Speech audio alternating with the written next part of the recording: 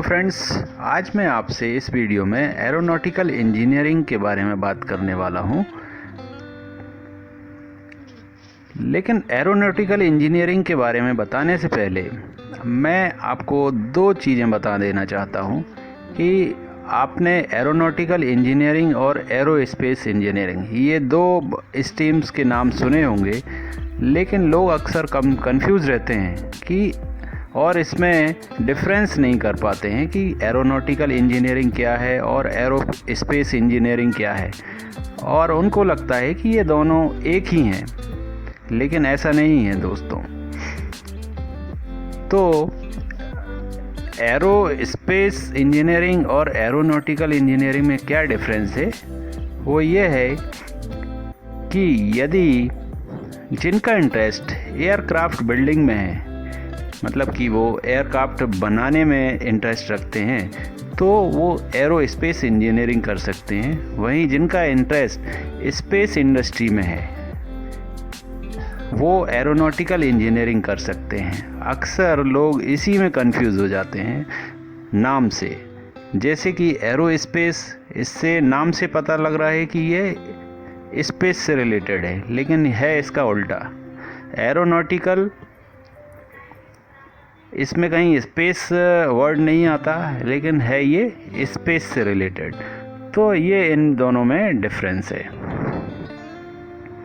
तो पहला क्वेश्चन आता है, व्हाट इज़ एरोनॉटिकल इंजीनियरिंग?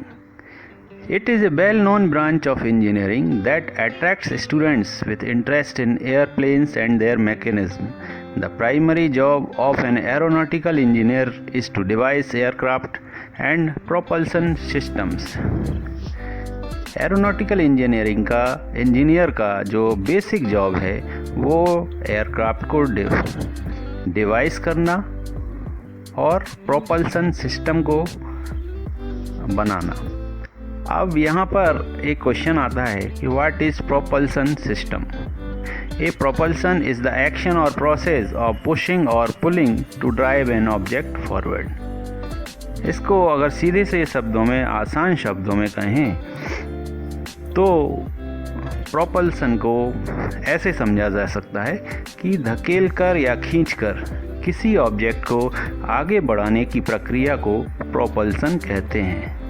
मतलब आप अंदाज लगाइए कि जैसे अंतरिक्ष में स्पेस शटल जाता है तो वो किस प्रोसेस पर काम करता है, रॉकेट किस तरह से लॉन्च होते हैं, वो कैसे आगे बढ़ते हैं, कैसे चलते हैं, उसमें ये प्रोपल्सन सिस्टम एक अहम योगदान देता है, अहम भूमिका निभाता है।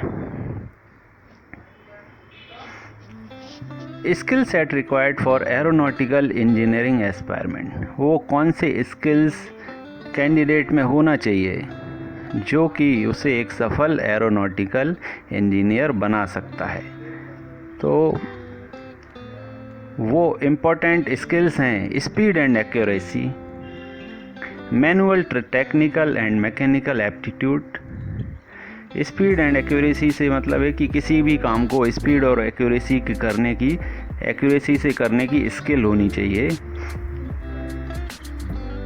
स्ट्रॉन्ग सेंस ऑफ रिस्पॉन्सिबिलिटी, जिम्मेदार होने का भाव होना चाहिए। Alertness and presence of mind, आपका माइंड एकदम अलर्ट होना चाहिए। Must have leadership qualities but also be able to work in a team, आपके अंदर लीडरशिप क्वालिटी होनी चाहिए, क्योंकि आपको एज ए टीम एक टीम को लीड भी करना होता है और एक टीम के मेंबर के रूप में भी काम करना पड़ सकता है।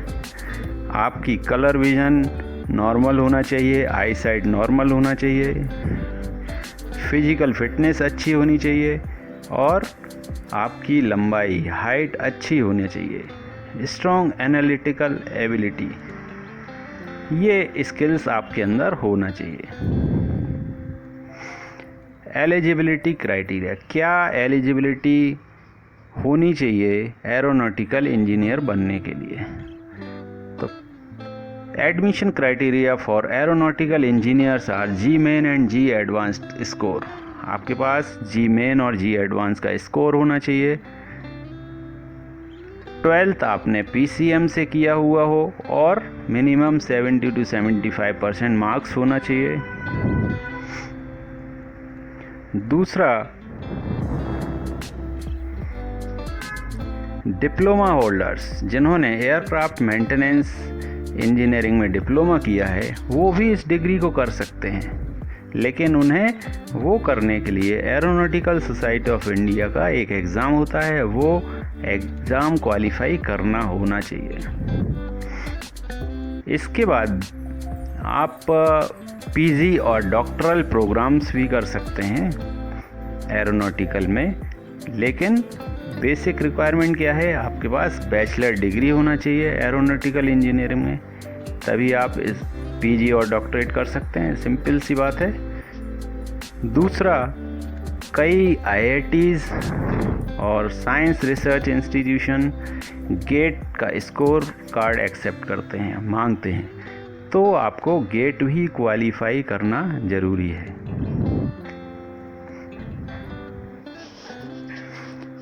टॉप रिक्रूटर्स, कौन से टॉप रिक्रूटर्स हैं जहां पर आपको जॉब मिलने के चांसेस होते हैं, या किन जॉब रिक्रूटर्स को आपकी आवश्यकता होती है? Civil aviation department, aeronautical development establishment, air India, defence research and development laboratories, helicopter corporation of India, Hindustan aeronautical limited, national aeronautical lab, Pawan Hans, Indian air force, private airlines. तो इसको देखकर आप समझ सकते हैं कि आपकी रिक्वायरमेंट गवर्नमेंट सेक्टर में ज़्यादा होती है, और क्योंकि इस तरह के जो प्रोजेक्ट हैं वो गवर्नमेंट के ही होते हैं। फ्यूचर ग्रोथ प्रोस्पेक्ट, ये कोर्स आपने कर तो लिया, लेकिन आप के मन में एक सवाल है कि इसका फ्यूचर कैसा है। तो बता दूं, as per a recent report it has been stated that the employment of aerospace engineers is expected to grow by 6%। ऐसा रिसर्च हुआ है, एक रिपोर्ट आया है कि आने वाले समय में इस तरह के इंजीनियर्स की ग्रोथ 6% तक होने की चांसेस हैं। तो ये एक बहुत बड़ा ग्रोथ माना जाता है। What is the salary? दोस्तों, इस सेक्टर में जब आप एंट्री लेवल या आप जॉब ज्वाइन करते हैं तो आपकी जो सैलरी है वो करीब 6 लाख पर ईयर के आसपास होती है, और जैसे जैसे आपका एक्सपीरियंस गेन करते हैं आप, वैसे ही आपको सैलरी भी बढ़ती जाती है।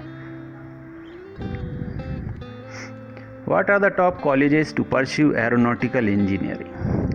किन कॉलेजेस से इस कोर्स को किया जा सकता है? वो टॉप कॉलेजेस हैं Indian institute of aeronautical engineering and information technology Pune, next है IIT Mumbai,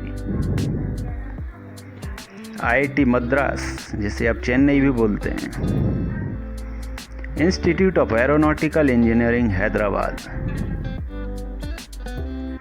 Indian aerospace and engineering Mumbai. Other top colleges हैं IIT Kanpur, MET university Noida, lovely professional university Jalandhar, MVJ college of engineering and technology Bangalore, Manipal institute of technology, Parul university, Mangalore institute of technology, Hindustan college of engineering Coimbatore. इसके अलावा भी हर state और हर बड़े शहर में अच्छे colleges उपलब्ध हैं। आपको बस चेक करना है कि वहाँ उन कॉलेजेस में एजुकेशन की क्वालिटी कैसी है और प्लेसमेंट रिकॉर्ड कैसा है वहाँ का। तो दोस्तों,